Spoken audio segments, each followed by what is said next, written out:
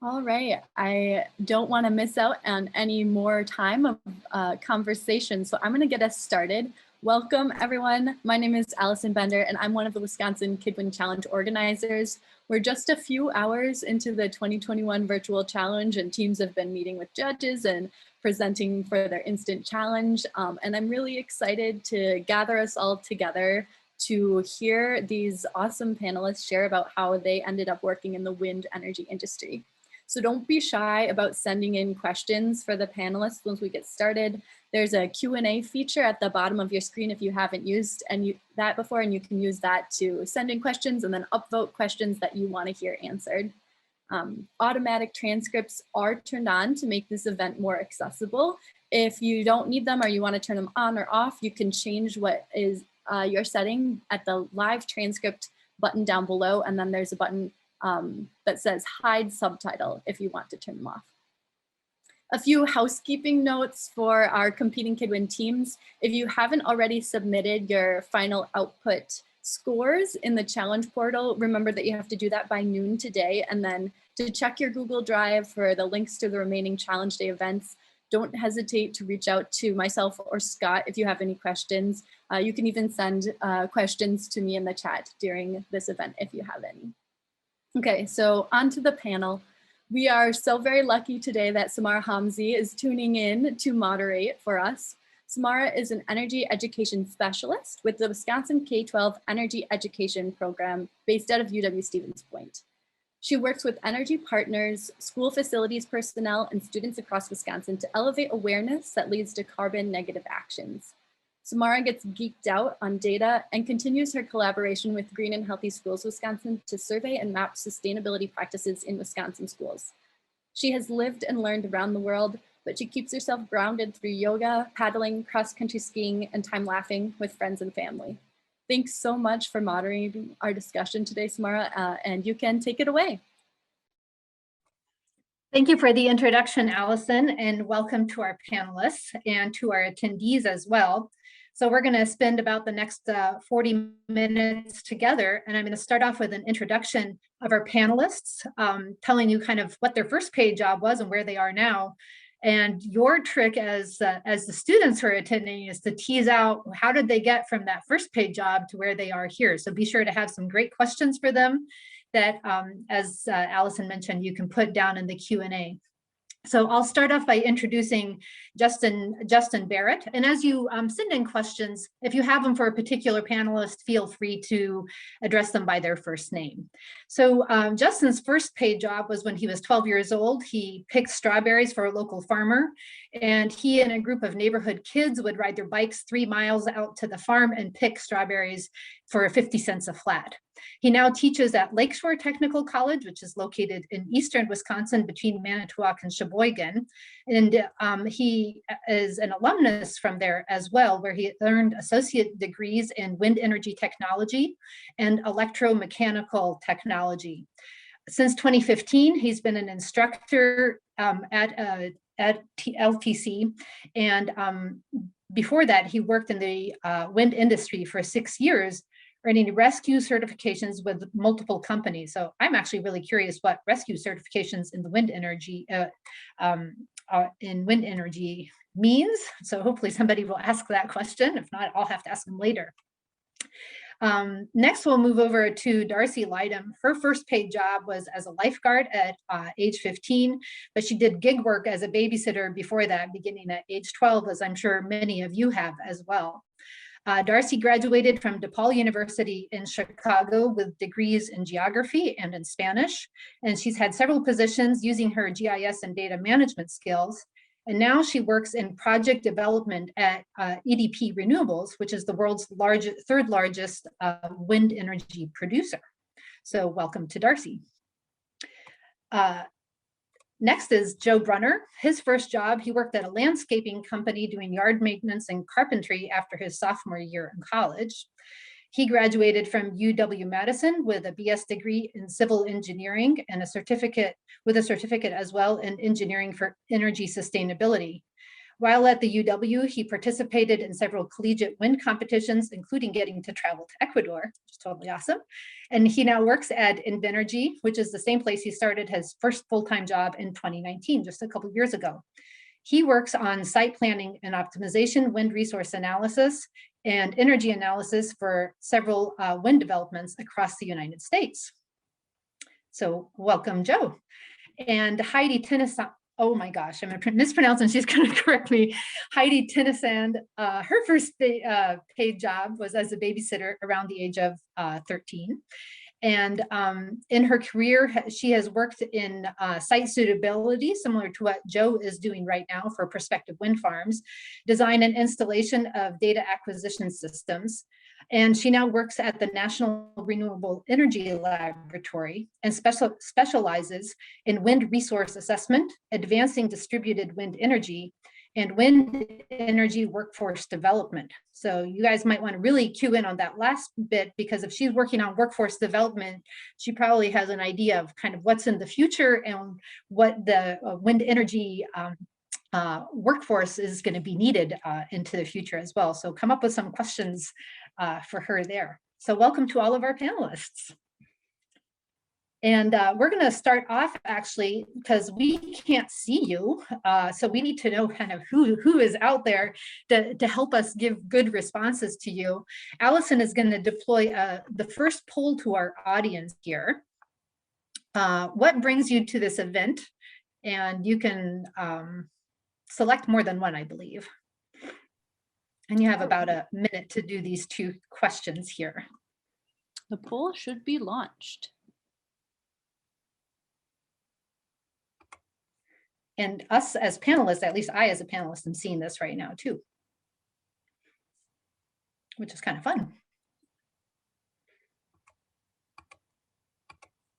Awesome, we're seeing the results come in. 9 people have voted so far, 10. Awesome, thanks for giving us your answers, everybody.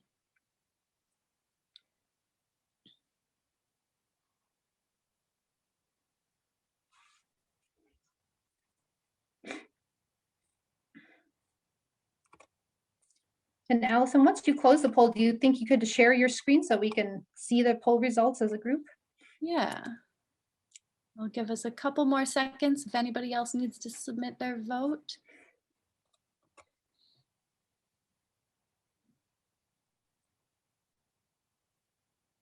All right, end poll. And we should all be able to see the results right now. Excellent. Great. Well, welcome to all the participants and students who are here. You clearly outweigh the other people who are in attendance, so that's totally awesome.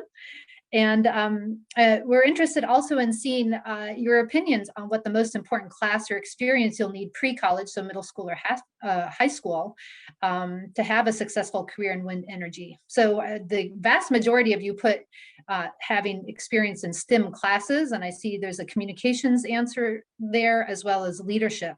So I'm going to ask our panelists to really reflect on the answers that you guys gave there. And Heidi, I guess I'm going to put it out to you first, and then others can build off of your answer. So based on the responses from our attendees, we saw that classes in STEM were voted as the most important pre-college experience. What were your foundational middle school or high school experiences that led to your career in wind energy?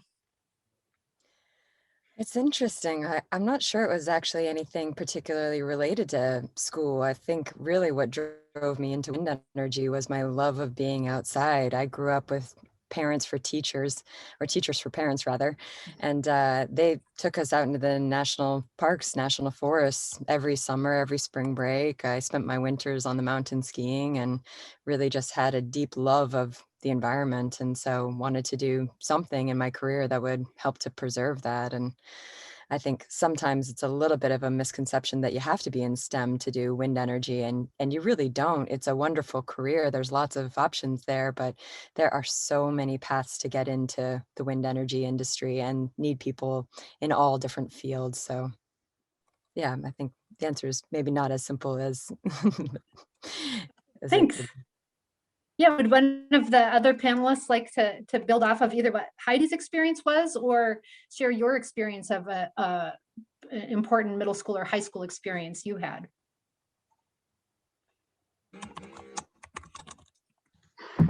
Justin and I both want to answer clearly. Justin, go ahead. So I would actually kind of piggyback off of what Heidi said. I think for me, love of the environment was a big reason that I got into wind energy in the first place. And I'd actually been spending my summers in Colorado doing a lot of rock climbing before I got into wind energy. And then when I decided it was time to, kind of move on and actually find a career rather than live in a van and rock climb, I started looking at, well, what jobs are out there that are environmentally based, but could also let me continue to do things that I'm interested in, things that I like. And wind energy was right up there on the list. As far as in middle school or high school, I was involved in a couple. There used to be a program called Odyssey of the Mind, where you had to, they'd give you a problem and you had to come up with a solution for it. But I wouldn't say that I was a super fantastic STEM-related student, either in middle school or high school. But later in life, I sort of developed those skills because of my other interests. Excellent, thank you. Darcy, did you have something that popped into mind? I was going to say, similarly, I do not have a STEM background. I do have a GIS background, but that came by way of a social sciences, degree path. But when I was in middle and high school, I always envisioned myself in, some sort of social services. And I think having some leadership experiences at a young age enables you to do any path. And I think it's supported me really well throughout my career.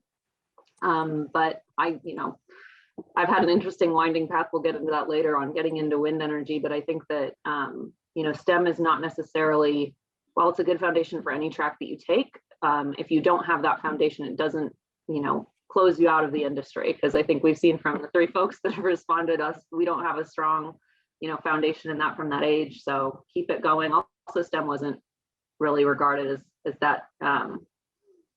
It didn't have as much emphasis when I was in school. So I'm glad to see that it does. And I think it'll create a lot of good future engineers and good thinkers for this industry. But, other elements of school that you're experiencing right now as well are equally as important.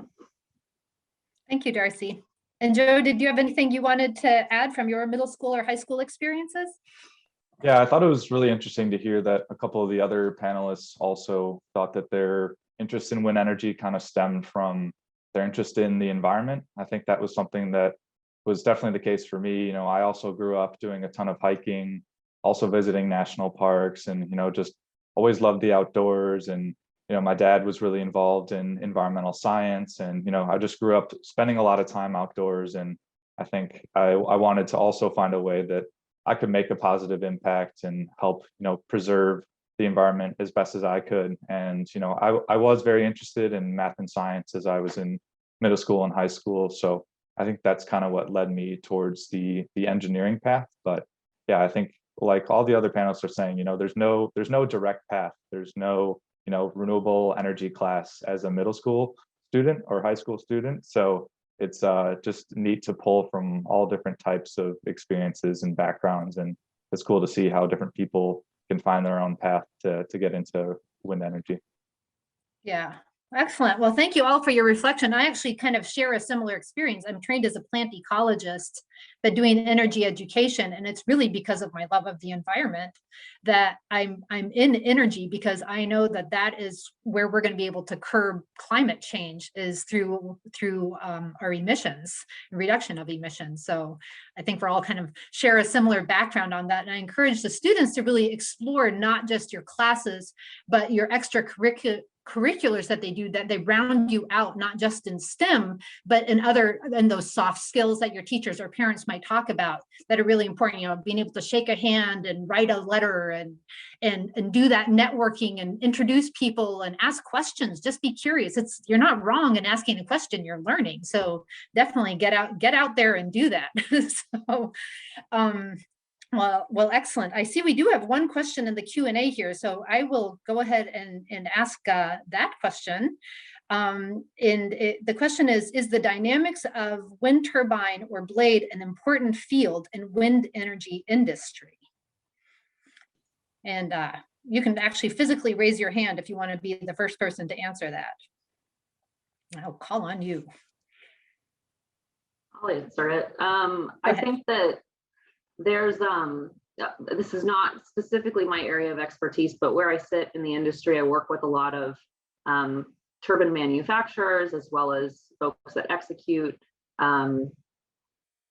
projects in the field. And I think that if your interest is in the dynamics of wind turbine blades and the actual mechanics of how they work, I think seeking experience, researching all of our different wind turbine suppliers globally. Some big names are Vestas, Gamesa, Nordex, Acciona. We've got GE. We've got Siemens here in the US. That's where I think a lot of the folks that are focused on optimizing how that blade actually pushes the wind to generate the most energy, those manufacturers are very focused on that exact question. And absolutely, we're trying to become more and more efficient with the technology year over year.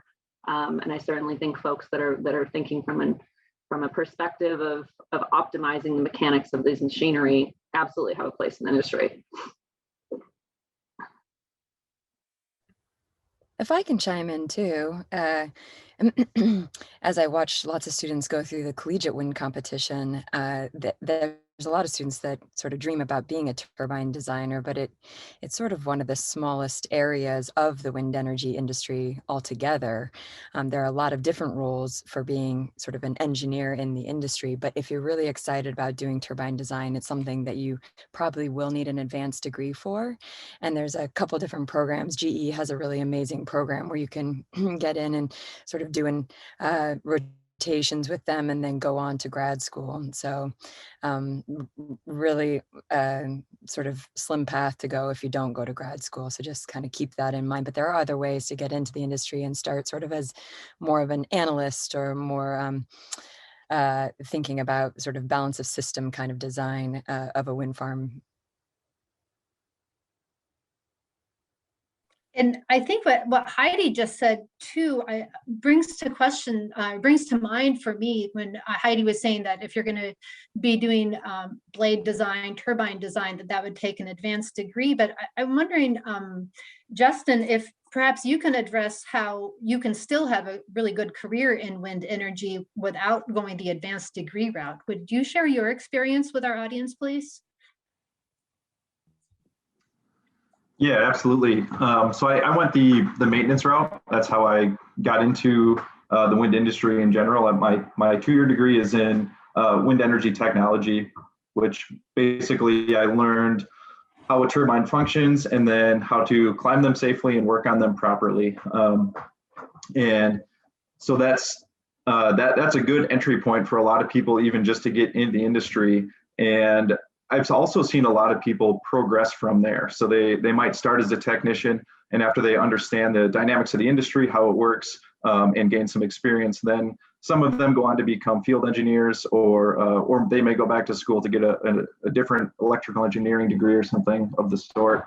So that can definitely be a pathway into the industry. And again, it allows you sort of that firsthand knowledge of the machine and how it functions, so that if you would then get into the design aspect, you kind of have that personal upfront experience with the machine. Thank you. And I think another advantage too of going the technical route, if you're focused on doing something later on as well, is it gives you the opportunity to build up skills, build up those networks of people, and also you'll be earning money in the process. So you won't have to borrow as much money then to complete an advanced degree, because if you live a thrifty lifestyle, you should be able to accumulate some savings as well that would help you for an advanced degree. So I'm going to go over to the Q&A from our students here as well. We have the second question is wind energy becoming a bigger part of our energy sources in the US?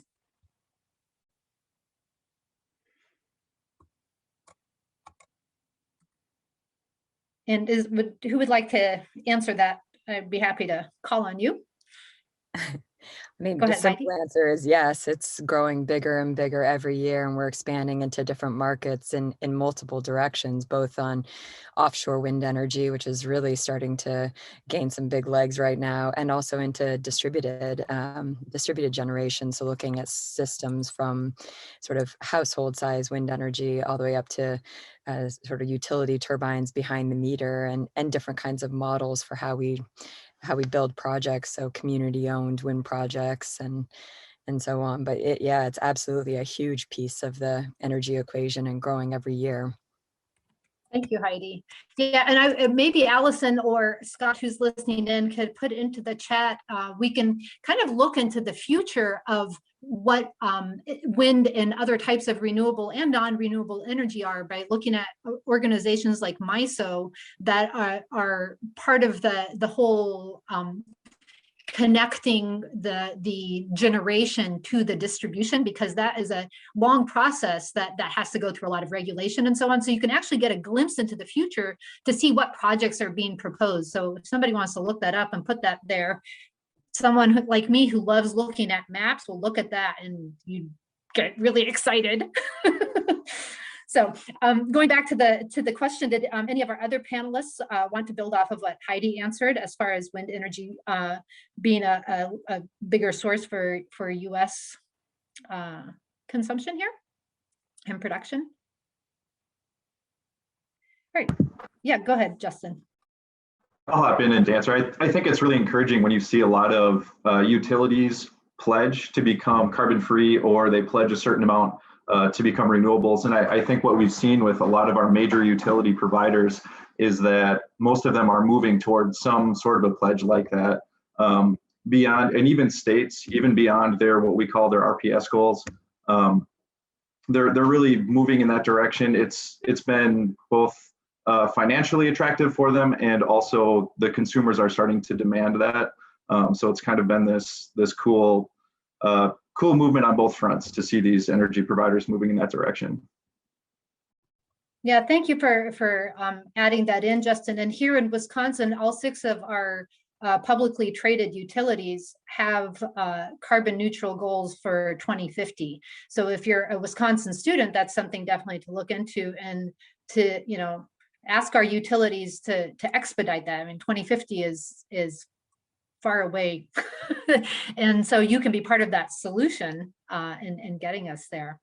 We have another question here that's upvoted with 4 people. So a lot of people want to know the answer to this question. In the future of the United States and the rest of the world, how will wind energy change our planet?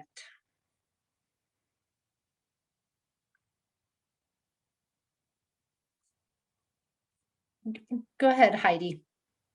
I guess I would say the hope for deploying lots of wind would be to not change our planet, to sort of preserve it going into the future, so that we don't see any negative impacts from temperature rise on Earth, and making more storms and more inhabitable regions of this Earth, sea level rise. So I think that's sort of the hope that we all hold in the wind industry, is that we don't see the change, or that we see a positive change, or we're sort of reducing the negative impacts of the pollution that we've seen over the past decades, 100 years.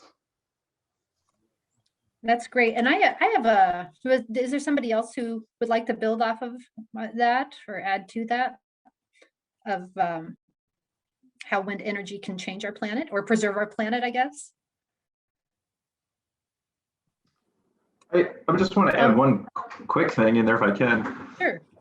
I think one interesting thing about wind energy in particular is, Justin, you're cutting out on us. it's very visual, so sort of front and center. Oh, I apologize. Maybe if you stop your video for a moment and then continue with your answer.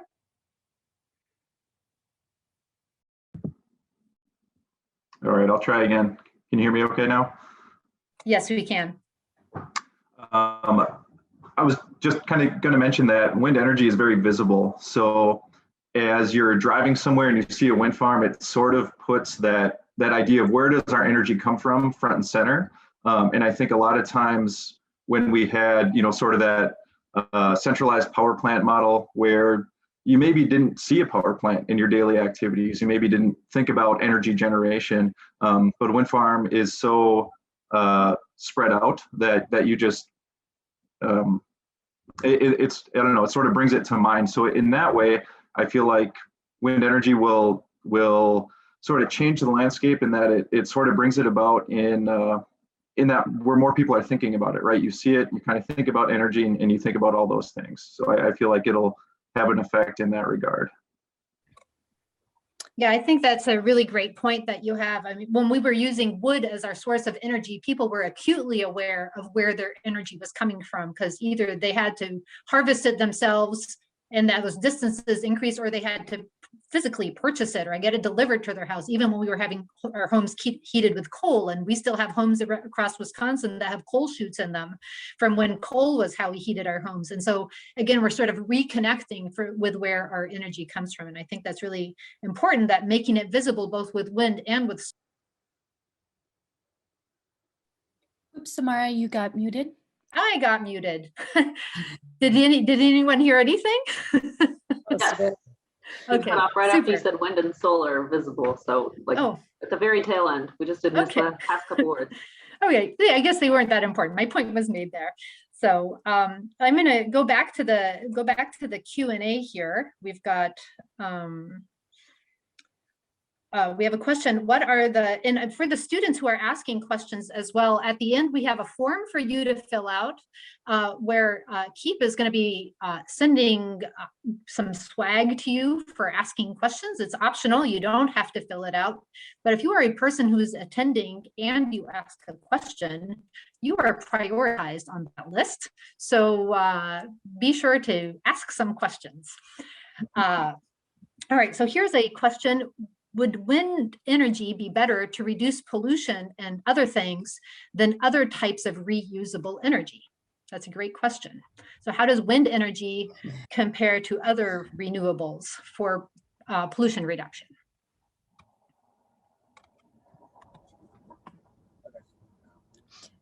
I feel like this is a question I hear all the time, and I think I tend to go with a non-specific answer to this because you don't really want to play a game of this or that being better, because really it's a whole system and you really have to think more towards what's the right technology for that region. And more we're seeing hybrid systems and bringing storage online, and there's a lot that goes into the question about which one's better, which part of the process you're actually looking at.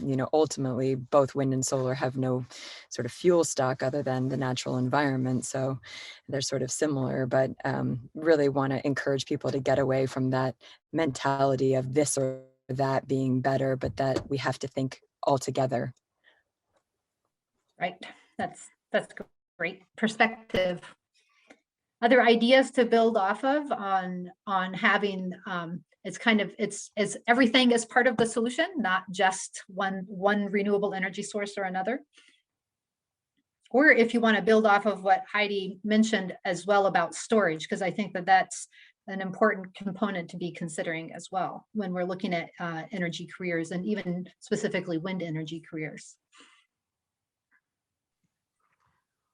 Well, I will totally echo Heidi's sentiment that it's a system, and there's no one source of energy that is going to be the only source of energy for our future. And we need to take a systematic approach. As far as battery storage goes, obviously it's a fantastic complement to wind and solar, because right now they are limited by when the wind is blowing and when the sun is shining. And the more and more we can build out the battery storage market in the US and worldwide, the more we can capture that energy and deploy it when it's needed.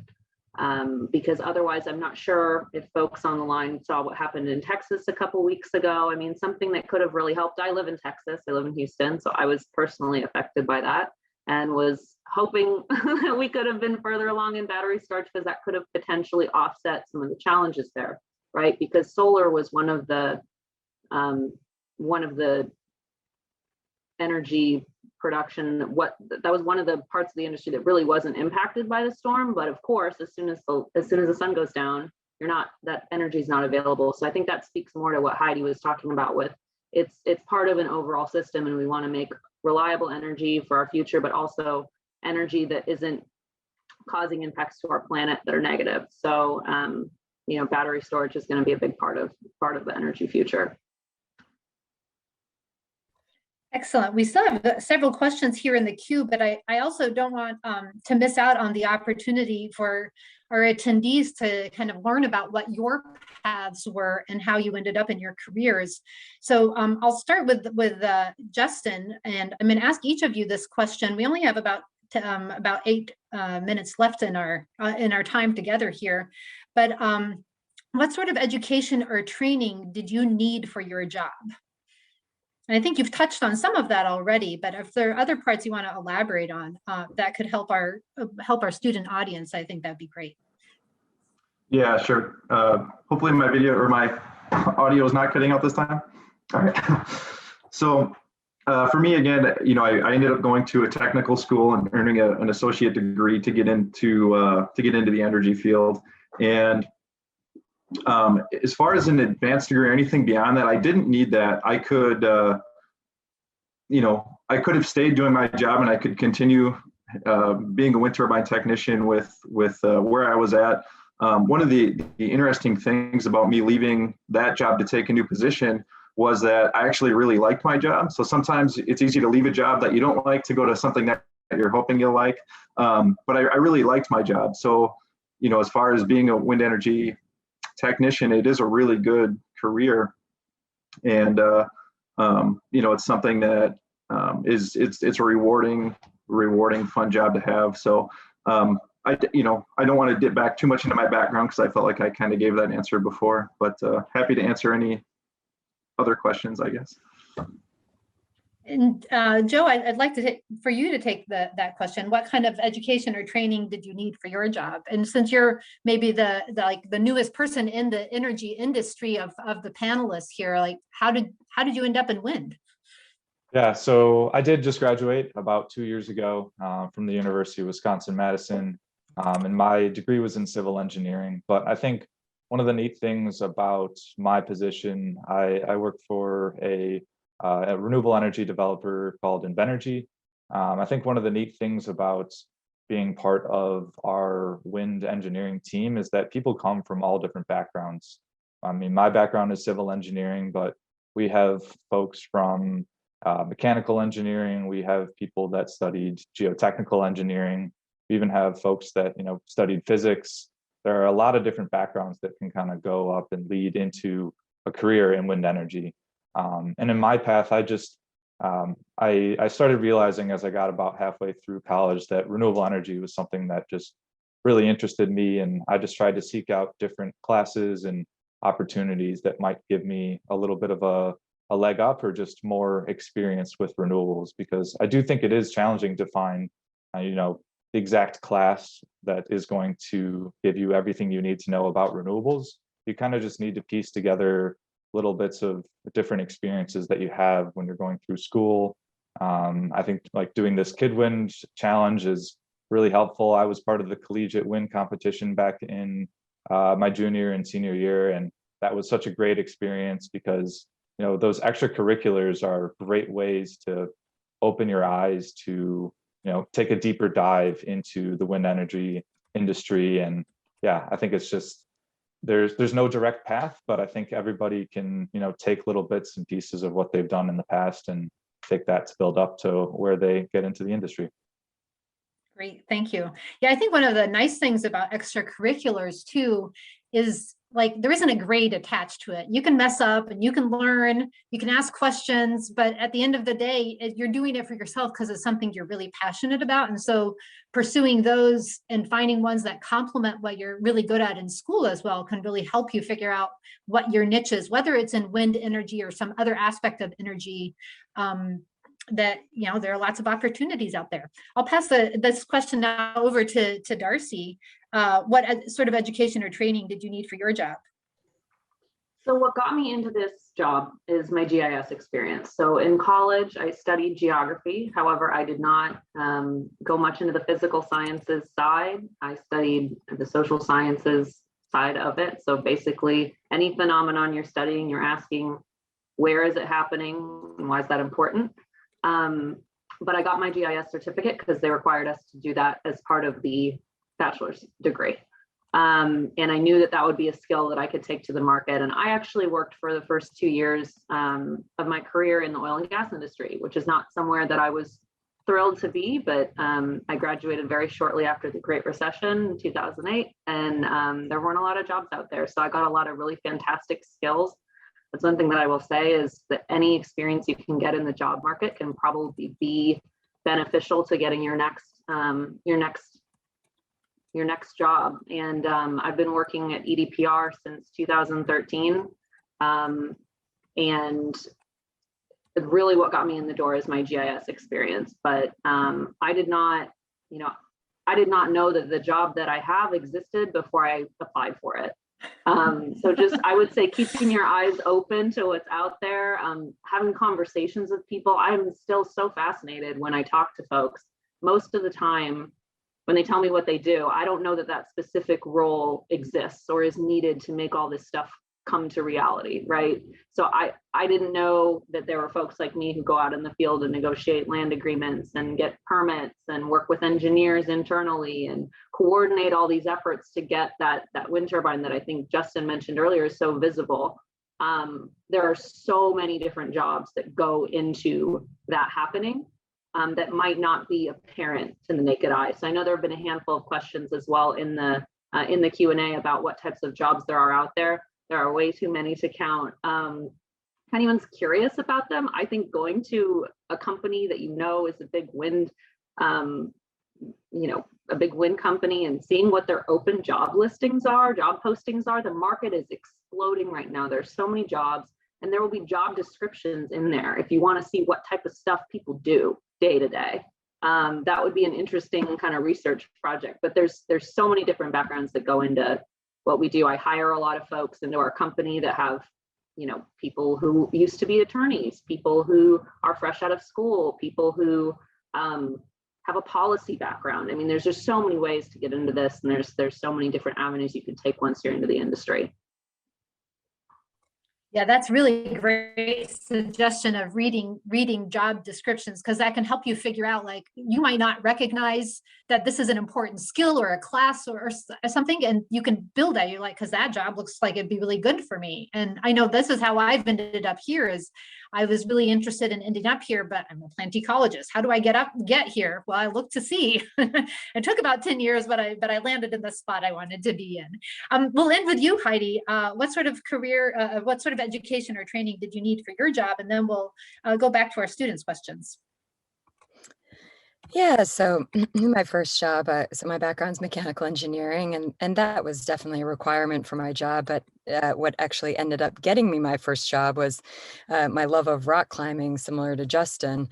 It turned out that what they really needed at my first company was somebody to go out and climb a bunch of Met towers and change out instrumentation. And so they thought, oh boy, here's an engineer who also likes to climb things. Maybe she'll like to climb these towers. And I thought it was the strangest interview. They asked me so much about rock climbing. I thought that was real odd, but then I figured out why once they hired me. So yeah, I think extracurriculars are really important for those intangibles. You just don't know what's going to lead to that opening, that door opening. And I think I've interviewed quite a few people about their job paths as well. And oftentimes people say, when they're looking for somebody, they really want to see the interest, demonstrated interest and passion for entering the industry. So whatever you can do inside or out of school, just to learn about the industry, to think about it, to understand what it looks like. And I know it can seem really daunting to sort of think about approaching the industry. It's very broad, but if you can start to sort of dissect it into a couple of different segments, and then there's lots of jobs within those, but you can kind of think about the life cycle of a project and think about, we call them OEMs, original equipment manufacturers, but all the component parts and manufacturing those.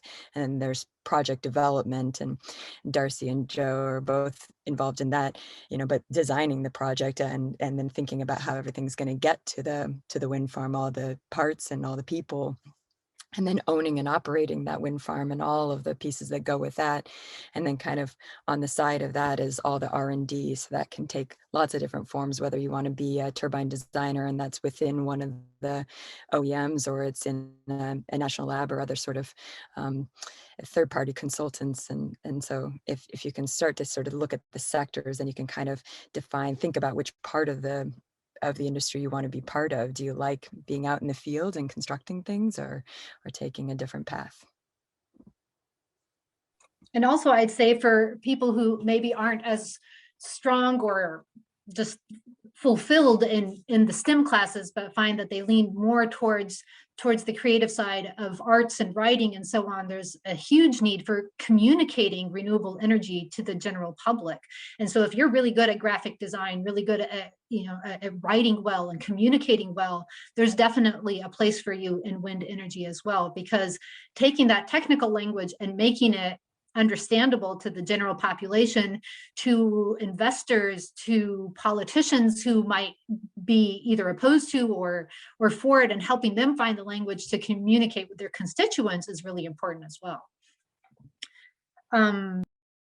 Let's see, we have a question here. If we planted wind farms in the country or countries with the most air pollution, will wind energy help make a positive change in the environment? So will air quality, I think the question is, will air quality improve if we have more wind energy production in areas with high environmental pollution or air pollution? I can try and take a stab at that. I think, Thanks, Joe. if you put a bunch of wind turbines up, it's not going to have a direct impact on the air quality. But if you're putting that wind farm up to replace maybe a dirtier form of energy generation, so like a coal power plant or something else that might be, polluting the area a lot more, I think that's where you could be seeing the impact. So, it's not the direct impact of the wind turbines, but it could be, it could be seen through the replacement of maybe a different form of energy that might not be as environmentally friendly. Super. Yeah, it takes a while because there is a lag there for seeing the beneficial effects, but we also have a lot of data that help us understand that there is going to be a lag, but overall it is good. Right now we have a bunch of questions coming in and lots of thumbs up and not a lot of time left, but did anyone else want to add to what Joe was saying? If not, I'll go on to it'll probably be our last question here. The things are jumping around on my screen, sorry. How many different types of, I guess the question would be, how many different types of wind turbine blades are there?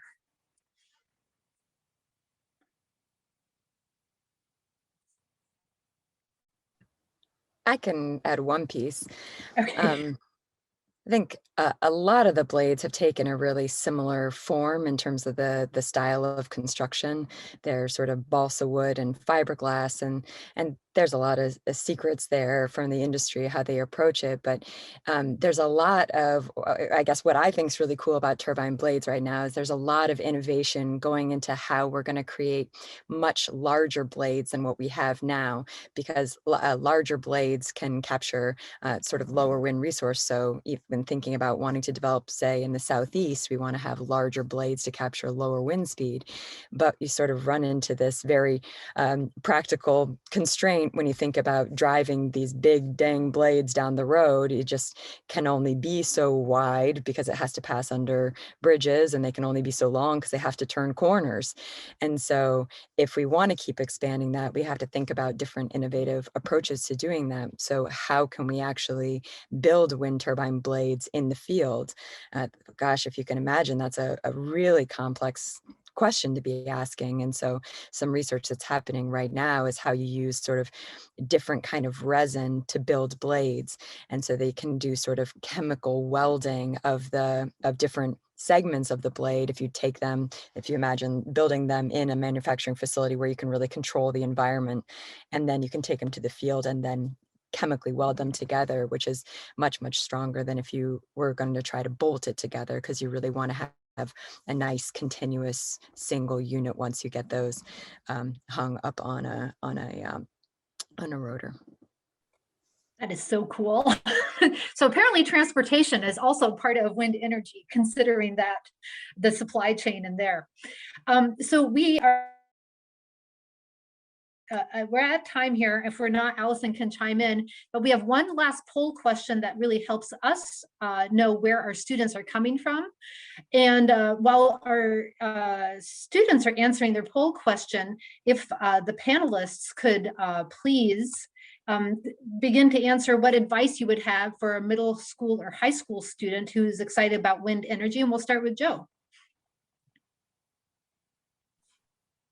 Yeah, so I think one of my pieces of advice would be to just stay up to date on the industry. You know, it's always changing. There are always new things. You know, wind turbines are changing in size, and you know, just reading articles every once in a while just to stay in tune, because you know, year to year there are always so many large changes that can happen in the industry. So I think, you know, if you're interested, there's always new information out there. There are new studies being done, and you know, reading about those can be really helpful.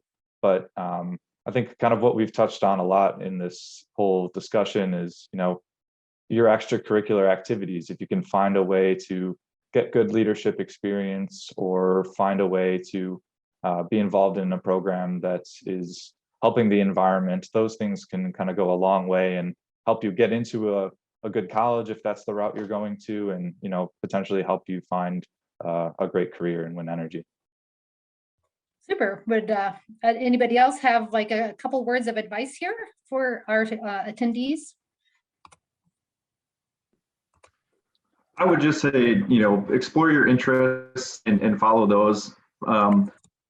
Ask questions and follow the things that get you excited about life. That's what's really going to sort of drive your path forward, in my opinion. Sweet. Yeah, Darcy, you want to be?